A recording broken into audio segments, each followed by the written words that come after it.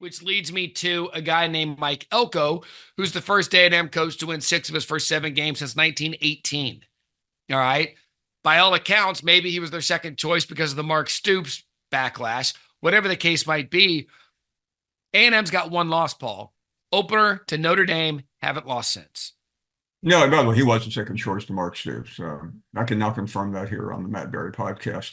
Um, but it doesn't matter because he's done such a great job. And that game yesterday, nobody was really paying attention to Mississippi State, but they're just kind of an annoying team that gets in your way, and nobody has had an easy time with them. They still lose every game, but nobody. But that's something you have to overcome, and I really was impressed. But this game now suddenly, I didn't anticipate LSU Texas A&M being possibly the defining game of next Saturday.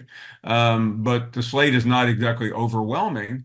So yeah, it's a moment in time for A&M, and having been out there about a month ago, Matt, they're pretty well situated. It's really amazing to be out there recently versus a year ago with the Jimbo Fisher clown show going on. Where are you with Brian Kelly and LSU now? I'm pretty high on them. I deal with Brian Kelly every week on our Yeah. show. He's a regular guest, which I do right after I talk to you. And he has had to navigate a lot, and I like that about this program. I mean, I'll state the obvious, but they should have about 3 losses right now. And they dropped the USC game, which they probably should have won. They won the South Carolina game, which they probably should have lost. And I still haven't figured out how they won the Ole Miss game. Uh, Right. but the fact that they did, I think they're getting confidence. And last night I thought was a incredible trap game. I was with a couple of folks on our show Saturday that thought Arkansas would win. So that was this stretch here uh, has bbeen always been dicey. But I like the momentum. Nussmeier is playing really well. They've lost a couple of key players, but what's interesting is when they lost Harold Perkins, the All-American linebacker, a lot of people said, "Oh my goodness!" But in some ways, that defense has played freer without him being there. Right. And look, I said this about Miami earlier this morning that sometimes all a team needs is to learn how to win.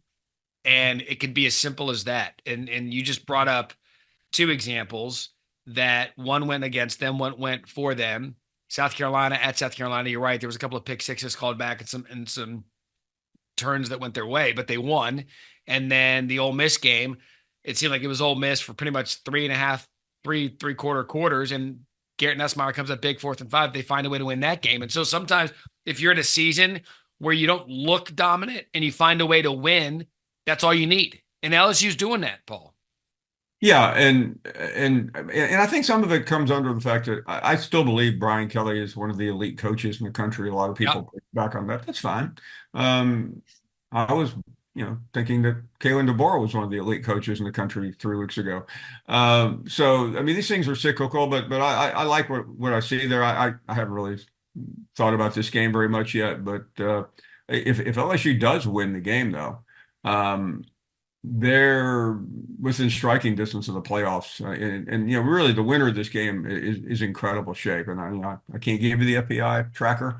I'm sure somebody could.